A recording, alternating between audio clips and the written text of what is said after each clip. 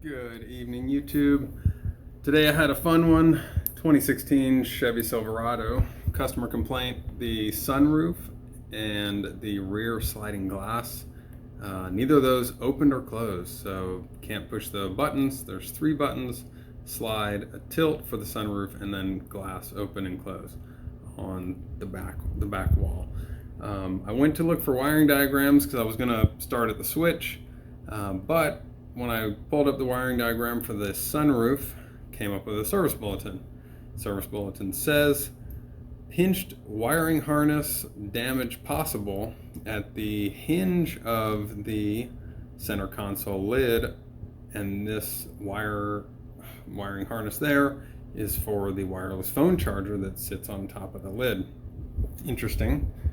So I went ahead and pulled off the back panel of the armrest and started digging, and we're gonna go see what I found. Let's get out into the shop. We got a 5.3 going in this Silverado, and there's our 16 in question. I will stop, grab this tool to show you a neat little tool. So here are the switches, 1, 2, 3, that did not open. Fuse for this guy, fuse number 2, which is right there. And then the service bulletin also said fuse number 8, which is right there. Fuse numbers are shown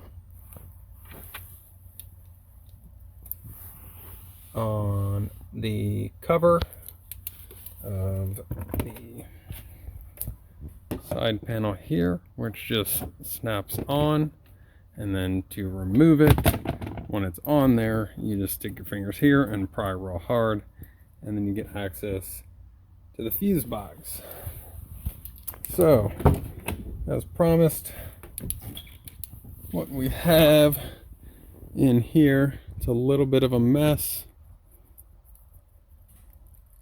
but here is the rear face cover of the center console. Those 4 bolts hold the hinge mechanism and the whole top on. There is our charging station that is problematic. The charging wiring harness is the connector you see there,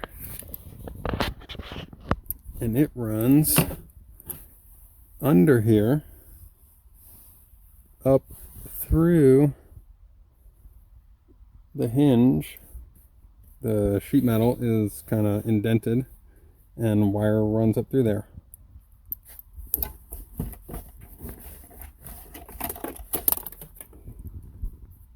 These wires are not supposed to be broken.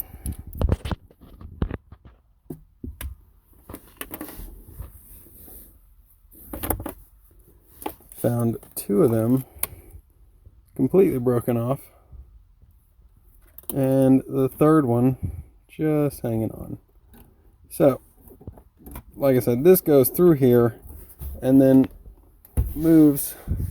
It flexes all the time with the opening and closing of this lid, and it comes out here, then routes down here, then the connector is supposed to plug in here. Well, ours had 2 issues. If you can see that flat spot in the wire here, there are similar ones on these 2 wires, where those kinks are. That was pinched behind this bracket. It was back there, and it's supposed to run back there, but it was also pinched between the bracket and the plastic whole housing of the console. Problem 1, not the real problem. Problem 2 was the flexion of the hinge lid. This is where it comes out, right there. Weakened it over time and broke some wires, shorted them, blew the fuse. Same circuit as our sunroof deal, and it's caused it not to work. So I gave my customer the option, we can repair that. He said that charger hasn't worked from day one, so I don't want to chance you spending more time and money repairing the wires just to have it still not work. He'd been to the dealer a few times for that not working. They tried Samsung, iPhones, all sorts of things. Did not work. Couldn't get to work. I saw there's updated module, and like rubber, like that rubber mat is also new. They have a new part number where this is like a different shape, and there's an updated module which is under here, part number. So probably they have issues with that anyway. Wouldn't be smart to spend money fixing the wires than just to have that not work. So let us just put this back together, because that's what he agreed to do, and just leave that not functional, replace that fuse, and then make sure our stuff works. So my cool tool, seam ripper from my Walmart. Use this to run up wiring loom and tear it quickly.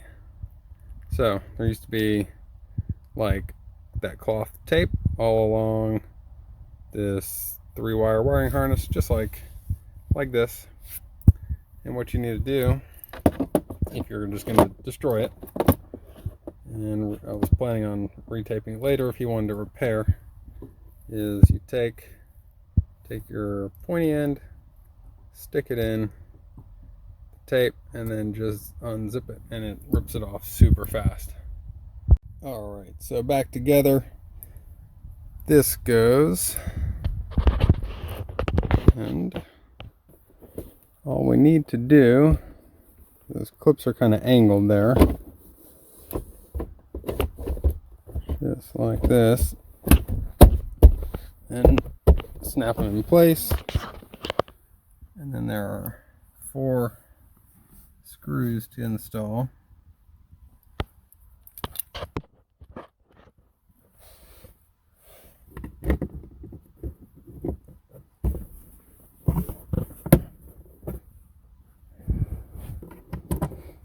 They are T15 Torx.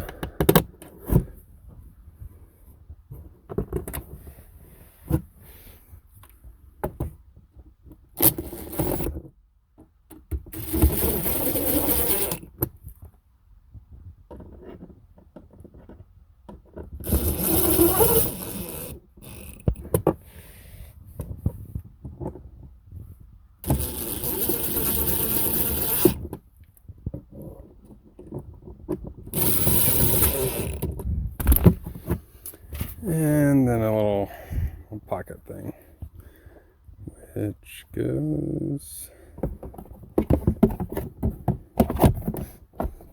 shouldn't have taken it out so fast. Does not go that way.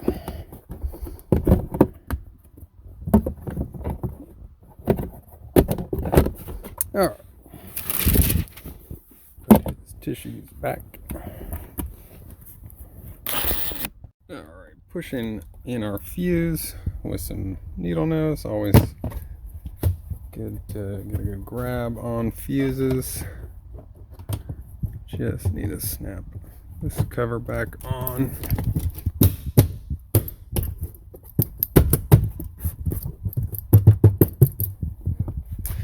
And then check it out.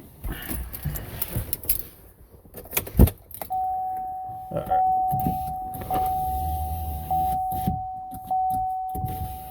So it's good.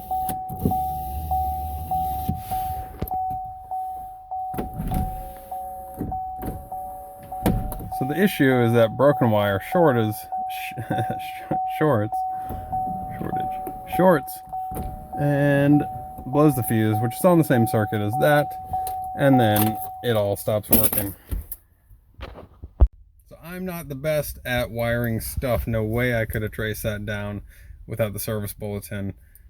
That's a good reason to just always check for those. You never know when you're going to find one, what it's going to be on. and what weird thing that dealer techs have come up with that is a common problem that they're going to make a service bulletin about. So it's quick and free information about your vehicle specifically and specific problems you have. If you have access for finding service bulletins, I think there was a national database for them. I have them on my repair software, but use those always, and we will see you next time. Thanks.